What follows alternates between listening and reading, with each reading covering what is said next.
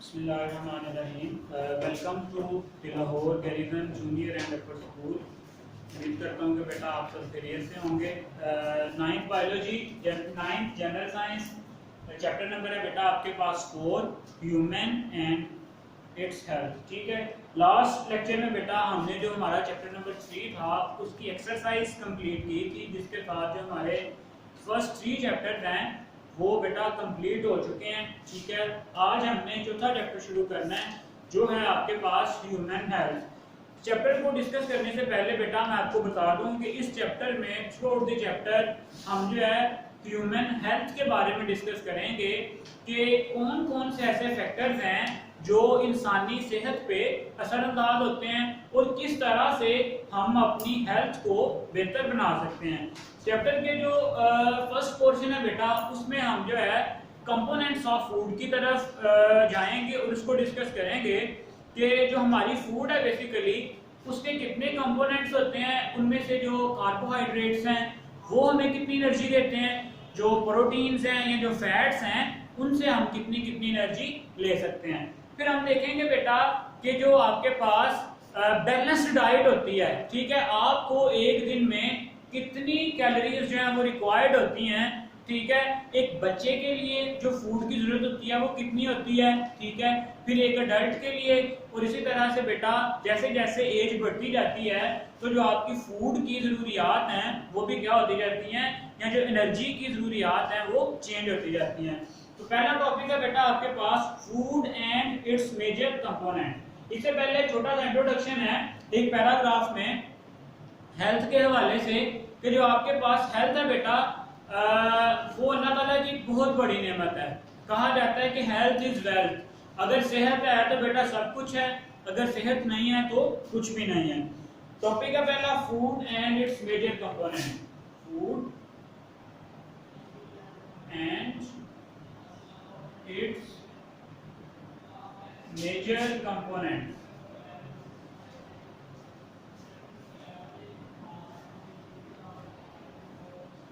Page number है बेटा आपके पास 40, page number 40, chapter number 4। Topic है food and its major component. Food is the basic necessity of human life. ठीक है, कि हमारी जिंदगी की एक बुनियादी जरूरत है फूड, खाना। साइंटिफिकली अगर हम इसकी डेफिनेशन करें कि फूड क्या है, food is anything which after digestion provide energy. Food is anything, definition आ गई बेटा फूड की। Food is anything that provide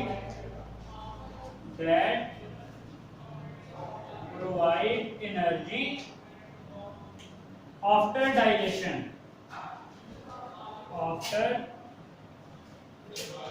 digestion. मतलब कोई भी ऐसी चीज जो डाइजेशन के बाद आपकी बॉडी को एनर्जी प्रोवाइड करती है, ऐसी किसी भी चीज को हम क्या कह देते हैं कि ये क्या है, फूड है। ठीक है, ये जो एनर्जी है ये किस तरह से हो सकती है, various activities of life and help in the growth and the development and provide energy. ये जो एनर्जी है for various activities of life, मतलब जो आपकी जिंदगी के मुख्तलिफ काम हैं, फॉर चलना फिरना सोचना, for the various activities of life and growth. ठीक है, ग्रोथ में भी ये जो एनर्जी है ये क्या करती है, अपना रोल प्ले करती है। अब आते हैं इसके कंपोनेंट्स की तरफ। फूड का जो सबसे पहला कंपोनेंट बेटा यहाँ पे डिस्कस किया गया है वो है वाटर। ठीक है, तो वाटर की तो इम्पोर्टेंस बेटा बहुत ज्यादा है। इसकी इम्पोर्टेंस का अंदाजा इस बात से लगाया जा सकता है कि जो आपकी बॉडी है उसका ऑलमोस्ट 60% जो है वो किससे बना होता है, वाटर से बना होता है। सो अगर वाटर नहीं है तो आपकी बॉडी जो है वो प्रॉपर्ली फंक्शनिंग परफॉर्म नहीं कर सकती।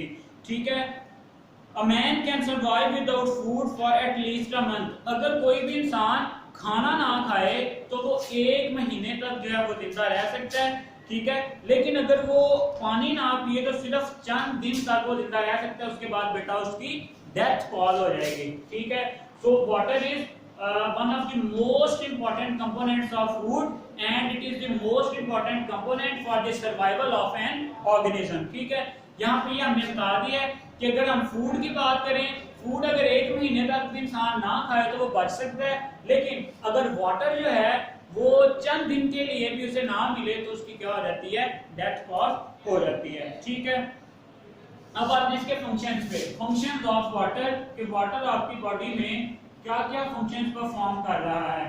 फंक्शंस ऑफ वाटर, बेटा अगर हम वाटर के फंक्शंस की बात करें, सबसे पहली बात तो यही है कि it is the major component of human body. It is the major component of human body. ठीक है, इसके अलावा ये क्या करता है बेटा, it helps to maintain the temperature. ठीक है, it helps to maintain our body temperature, मतलब आपकी जो जिस्म का दर्जा हरारत है उसको मेंटेन करने के लिए भी ये जो वाटर है ये क्या है, जरूरी है. इट मेंटेन्स, बरकरार रखता है, it maintains the temperature of body.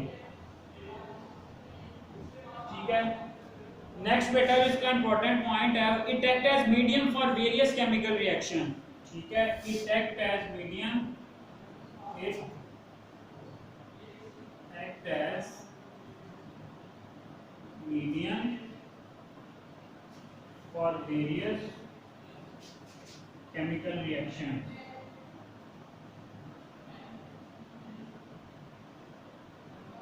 अब बेटा आपको पता है कि हमारी बॉडी में कॉन्टिन्यूसली बहुत सारे जो केमिकल रिएक्शंस हैं वो टेक प्लेस हो रहे होते हैं. ठीक है, अब बेटा इनमें से कुछ रिएक्शंस ऐसे हैं जिनको वाटर की जरूरत होती है. अगर वाटर प्रेजेंट नहीं होगा तो कोई भी वहां पे जो केमिकल रिएक्शन है वो नहीं होगा.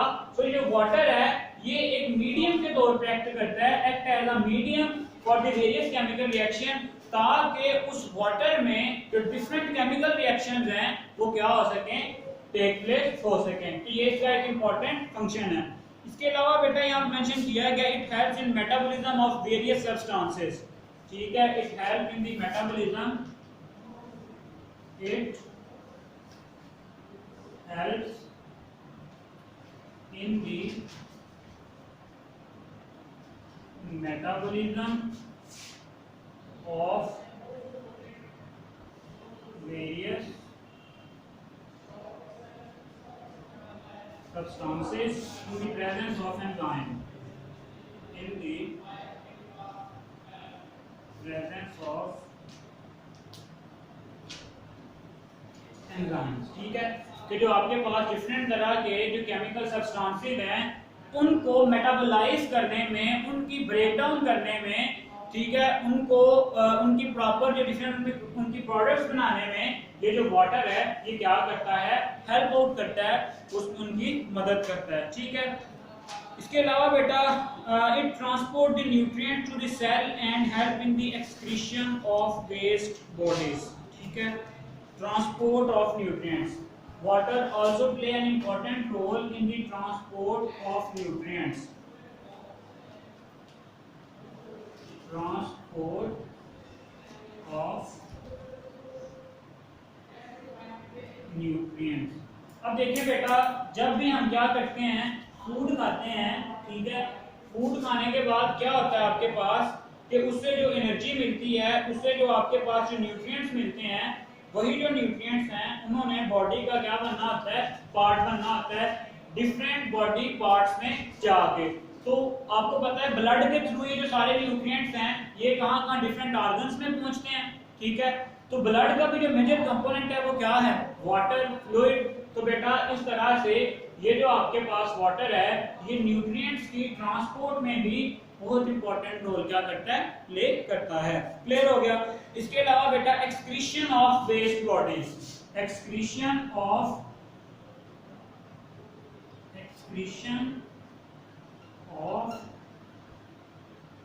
Waste bodies. ठीक है, सेल में या लिविंग ऑर्गेनिज्म में बेटा जो डिफरेंट तरह के जो वेस्ट मटेरियल्स बनते हैं, जो वेस्ट बॉडीज बनती हैं जिनकी बॉडी को जरूरत नहीं होती, उन सब को एक्सक्रीट आउट करने के लिए, बॉडी से बाहर निकालने के लिए भी बेटा हमारे पास यही जो वाटर है ये क्या होता है, यूज होता है। ठीक है, इसके अलावा इसका एक और जो इंपॉर्टेंट फंक्शन है वो ये है, it act as lubricant in joints and other internal organ. Act as lubricant. Lubricant बेटा आपके पास कोई भी ऐसा सब्सटेंस जो फ्रिक्शन को कम करने के लिए यूज होता है, ठीक है, उसको हम क्या कह देते हैं, लुब्रिकेंट। ठीक है, it act as lubricant in joints and in various internal organs. ठीक है, जॉइंट्स में और जो आपके पास दूसरे इंटरनल ऑर्गन्स हैं वहां पे ये लुब्रिकेंट के तौर पे भी एक्ट करता है, ताकि वहां पे जो बॉडी के डिफरेंट पार्ट्स हैं उनके दरमियान जो फ्रिक्शनल फोर्स है वो कम से कम रहे और जो बॉडी की फंक्शनिंग है उसको प्रॉपर तरीके से परफॉर्म किया जा सके। ठीक है, वाटर देखिए बेटा, वाटर हमारे पास एक बहुत इंपॉर्टेंट कंपोनेंट है फूड का भी और लिविंग ऑर्गेनिजम्स का भी। इसकी इंपॉर्टेंस का अंदाजा बेटा यहाँ से लगाया जा सकता है कि आपके पास आपकी बॉडी का जो 60% जो वेट होता है वो किससे होता है, आपके पास वाटर। ठीक है, इसके अलावा अगर कोई पर्सन खाना ना खाए तो वो महीनों तक जिंदा रह सकता है, लेकिन without water he can survive only a few days. ठीक है, इस तरह से हम इसके फंक्शन देखते हैं जो पेपर पॉइंट ऑफ व्यू से बहुत इंपॉर्टेंट है। What are the major functions of water, तो वो वन बाय वन हमने ऑलमोस्ट यहाँ पे 6 जो इसके मेन पॉइंट्स हैं, 7 वो डिस्कस किए हैं। ये जो है आपकी बॉडी का जो टेम्परेचर है उसको मेंटेन करने के लिए भी बेटा ये जो आपके पास वाटर है ये बहुत जरूरी है। इसी तरह से डिफरेंट जो केमिकल रिएक्शंस हो रहे हैं आपकी बॉडी में, उन केमिकल रिएक्शंस को करवाने में भी इस वाटर का बहुत इंपॉर्टेंट जो है वो रोल है। फिर यही जो आपके पास वाटर है ये मेटाबोलाइज करता है बहुत सारे सब्सटेंसेस को, ठीक है, ताकि वहां से आपके पास जो डिफरेंट प्रोडक्ट्स हैं वो वहां पे आपके पास बन जाएं। ठीक है, फिर हमने देखा कि किस तरह से यही जो वाटर है ये डिफरेंट जो मटेरियल्स हैं उनकी ट्रांसपोर्ट करने के लिए भी ये बहुत जरूरी है। और लास्ट में हमने ये भी देखा है कि अगर हमने बॉडी से कोई दूसरे सब्सटेंसेस, कोई एक्स्ट्रा जो आपके पास मटेरियल्स हैं उनको एक्सक्रीट आउट करना है, उनको बॉडी से बाहर निकालना है, तो उसके लिए भी बेटा आपके पास यही जो वाटर है इसको हम क्या कर सकते हैं, यूटिलाइज कर सकते हैं। ठीक है, फिर लास्ट में हमने देखा है कि ये जो आपके पास वाटर है इसको एज ए लुब्रिकेंट भी यूज किया जाता है थ्रू आउट द बॉडी। ठीक है, कि आपके जो डिफरेंट जॉइंट्स हैं या बॉडी के जो इंटरनल ऑर्गन्स हैं उनमें बेटा फ्रिक्शन को रिड्यूस करने के लिए, उनमें रगड़ की जो कुव्वत है उसको कम करने के लिए, ताकि बेटा जो इंटरनल ऑर्गन्स हैं या जो जॉइंट्स हैं उनको हम जो आपके पास इंजरी है उससे बचा सकें, उसके लिए बेटा आपके पास ये जो वाटर है ये अपना रोल प्ले करता है। ठीक है, आज के लेक्चर के लिए बेटा सिर्फ हम वाटर ही डिस्कस करेंगे, इसको आपने बहुत अच्छे से प्रिपेयर करना है।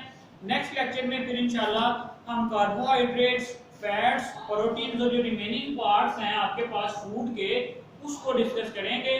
साथ साथ बेटा चैप्टर को प्रिपेयर करें, बहुत आसान सा चैप्टर है, बहुत सिंपल सा, ताकि बेटा बाद में आपके लिए इसमें कोई भी कंफ्यूजन ना हो। अल्लाह हाफिज़।